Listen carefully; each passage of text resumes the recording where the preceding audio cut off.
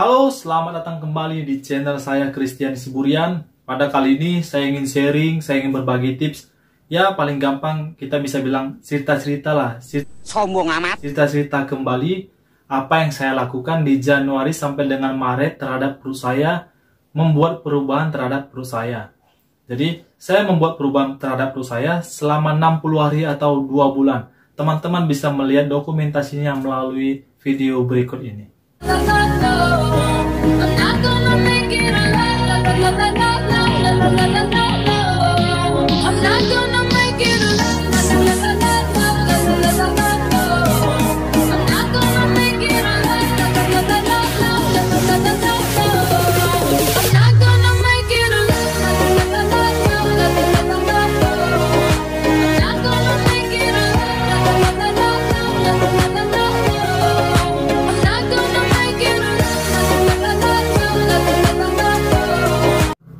Ya, ini dokumentasi mengenai perubahan perut saya dari 20 Januari sampai dengan 20 Maret. Jadi di sini saya ingin cerita apa yang saya lakukan sehingga saya mendapatkan perubahan terhadap perut saya dalam hanya 60 hari atau 2 bulan. Semoga bagi teman-teman yang menonton yang ingin mengecilkan perut dan ingin membentuk perut, semoga video ini bermanfaat dan bisa menjadi masukan agar kita bisa mendapatkan perut yang kita inginkan. Flashback kembali, di 20 Januari berat badan saya 80 kg dan saya bisa rubah menjadi 75 kg di 20 Maret. Jadi saya merubahnya dalam 2 bulan. Nah, di Januari 20 itu, tanggal 20 Januari itu, berat badan saya 80 kg. Itu adalah berat badan saya yang paling berat yang pernah saya rasakan. Nah, karena dulu saya itu dari badan yang kurus, yang kecil. Nah, jadi saya mulai nge-gym, saya mulai mengenal beban, saya ingin bentuk badan saya, ingin terbentuk lagi dan ingin menaikkan berat badan saya agar saya lebih percaya diri lagi. Nah, di situ. Jadi, dulu waktu sebelum 80 saya masih aktif, menjaga makan, masih rutin olahraga. Badan saya yang paling berat itu 77. Nah, ini 80 kg di Januari. Saya pun waktu nimbang terkejut ya. Dan saya merasakan tidak nyaman di bagian perut saya. Ketika saya pakai baju, perut saya lebih besar, lebih buncit. Nah, disitulah saya mulai untuk melakukan perubahan agar saya kembali lebih percaya diri lagi. Nah, di 80 kg itu saya tetap ada latihan. Cuma latihan saya seminggu terkadang 1 kali, terkadang 2 kali, bahkan tidak latihan sama sekali. Jadi tidak ada program latihan. Dan makanan saya juga sembarangan. Apa saja saya makan, saya tidak hitung-hitung kalori. Semua saya masuki. Sehingga menjadi membludak menjadi 80 kg. Saya merasa tidak nyaman, saya ingin berubah. Nah, disinilah perubahan itu terjadi. Saya ingin berbagi apa yang saya lakukan. Nah, yang paling utama adalah saya merubah dari pola makan saya. Saya menjadi diet. Saya mendefisit kalori saya 500 kalori dari kalori harian saya. Saya defisit 500 kalori dari kalori harian saya. Dan saya diet memakai yang tetap ada protein, karbohidrat, serta lemak. Nah, protein saya memakai 2 dikali berat badan saya. 2. Oke? Jadi berat badan saya kemarin 80 dikali 2 menjadi 160. Jadi 160 gram per hari saya masukkan protein terhadap tubuh saya. Dan kedua, karbohidrat. Saya mengkonsumsi karbohidrat yang tinggi serat. Merah, roti gandum, serta oatmeal. Saya sering konsumsi di antara 3 itu.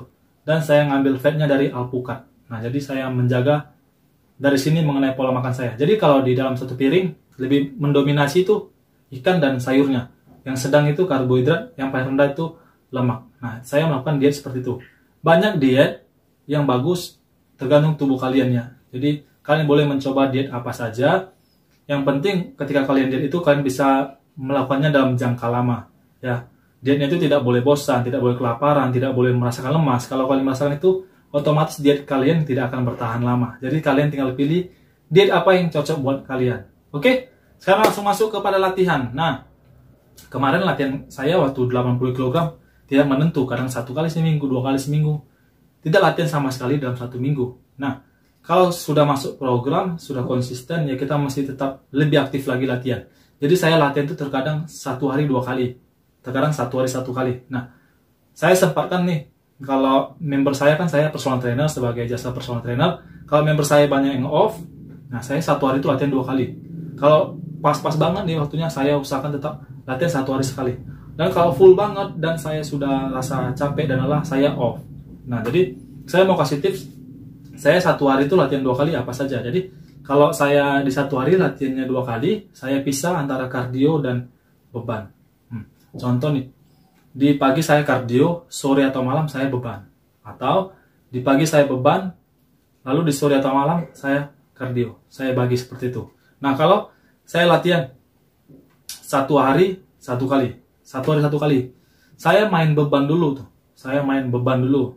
Nah, ketika saya main beban, saya tutup dengan kardio. Kardio dengan intensitas sedang, paling lama itu 30 menit. Saya sering pakai treadmill. Nah, jadi setelah latihan beban, lari ke treadmill dengan intensitas sedang, tidak lari kencang ya, intensitas sedang, paling lama 30 menit. Saya di situ mengatur program latihannya. Dan kalau sudah penuh banget ya, saya nggak latihan, saya off. Dan mengenai abs ya, latihan perut, waktu perut saya seperti ini, nah masih banyak fatnya, saya sangat jarang untuk latihan perut. Terkadang ya seminggu satu kali, terkadang seminggu juga tidak latihan perut sama sekali. Yang paling saya perbanyak adalah latihan compound movement, seperti latihan leg, latihan lower ya, dan latihan deadlift, latihan bench press, latihan untuk back, ya, latihan compound movement yang banyak melibatkan persendian. Latihan compound movement itu membakar banyak kalori dari tubuh kita. Nah, jadi ketika saya sering latihan deadlift, saya sering latihan squat, semua squat, pokoknya latihan kaki, otot core kita juga itu terlatih karena core kita ikut menahan, sehingga kontraksi di otot perut kita itu terjadi, menjadi kuat dan menjadi keras. Jadi kalau saya rasa, kalau dengan masih fat yang banyak, kita latihan abs pun banyak-banyak, saya rasa kurang maksimal ya, kalau memang fatnya belum dikurangi dulu. Jadi paling utama supaya nampak otot perutnya ya, fatnya dikurangi dulu, dibanyaki dulu latihannya. Dan setelah badan saya mulai seperti ini, nah, mulai nampak perutnya seperti ini, barulah saya perbanyaki latihan abs-nya. Jadi saya selang-seling tuh. Contoh hari ini abs, besok saya kasih istirahat perutnya. Besok saya kasih abs, besok saya kasih istirahat perutnya. Nah, seperti itu. Dan di abs itu selalu saya kasih di akhir ya. Contoh saya sudah latihan habis semua, di akhir saya tutup dulu dengan abs. Nah, saya latihan abs di akhir program. Dan setelah kembali lagi, setelah latihan abs kan beban itu. Nah, tutup dengan kardio tadi, intensitas sedang.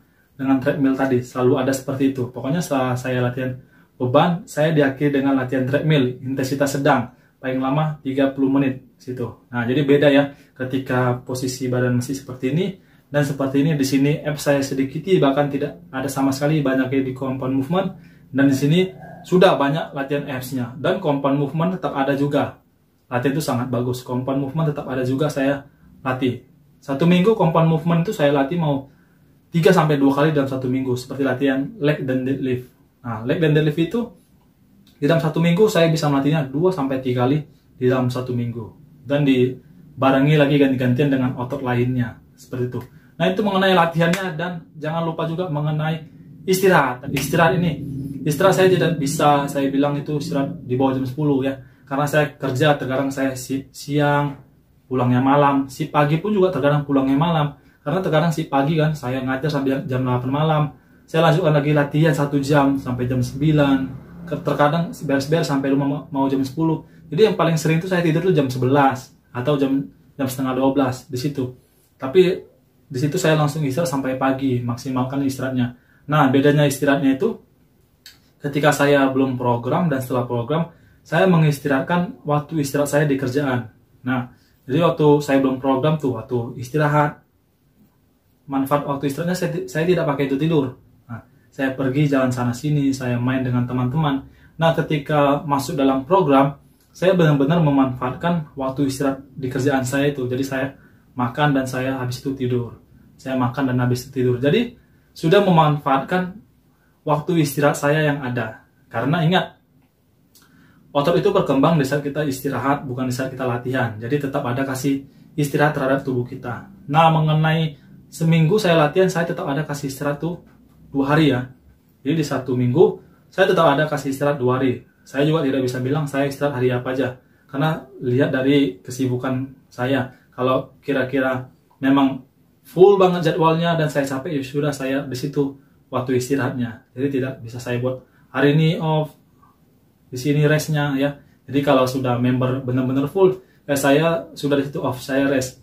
Yang penting saya sudah komitmen 1 minggu saya rest itu 2 hari. Nah, oke. Ingin mau jadi ya tetap jaga ya. Paling utama jaga makan juga, paling utama juga jaga latihan, paling utama juga jaga istirahat. Jadi semua paling utama, nggak ada yang dibeda-bedakan, semua paling utama mesti dijaga. 3 ini biar berhasil ya teman-teman ya. Mengenai cheating day itu, saya tetap ada cheating day, tapi harinya saya juga tidak bisa tentukan.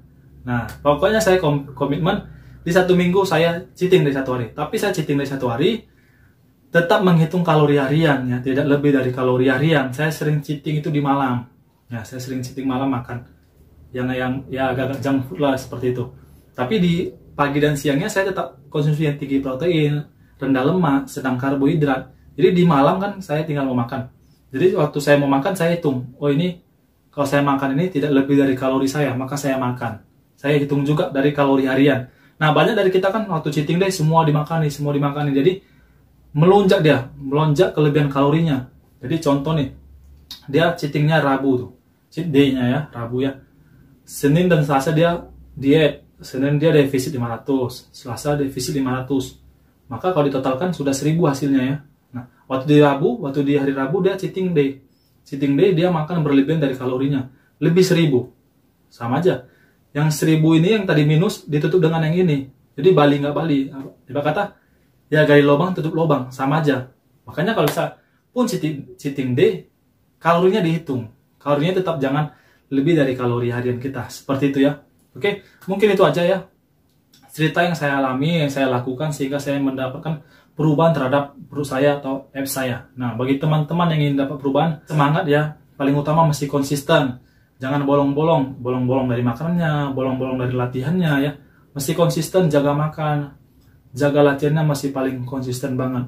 Serta semangat, serta jangan bosan ya terhadap prosesnya, dijalani aja prosesnya. Karena kalau kita sudah menjalaninya dengan prosedur yang tepat, hasil itu akan datang. Nah, jadi kalau kita sudah bosan dengan proses kita, ingin cepat tapi tidak terjadi cepat, itu membuat kita menjadi malas ya. Nanti kalau hasilnya nggak sesuai, kita menjadi kurang termotivasi. Jadi jalani aja, nikmati aja, pasti ada hasilnya kalau kita menjalankan dengan sesuai prosedurnya. Di situ. Dan jangan banding-bandingkan diri kita kepada orang lainnya, dia seperti ini, dia seperti itu. Tidak usah. Karena musuh terberat adalah diri kita sendiri. Nah, jadi bandingkan diri kita terhadap diri kita sendiri. Karena tidak mungkin waktu ada before after, before-nya orang lain, after-nya kamu, kan mungkin. Before after kan antara kita, foto kita, jadi menjadi motivasi. Nah, semoga itu aja video saya ya, semoga bermanfaat bagi teman-teman. Serta kalau video ini bermanfaat, jangan lupa share kepada teman-teman kita yang membutuhkan. Akhir kata saya ucapkan terima kasih bagi teman-teman yang sudah menonton. Saya ucapkan juga salam sehat.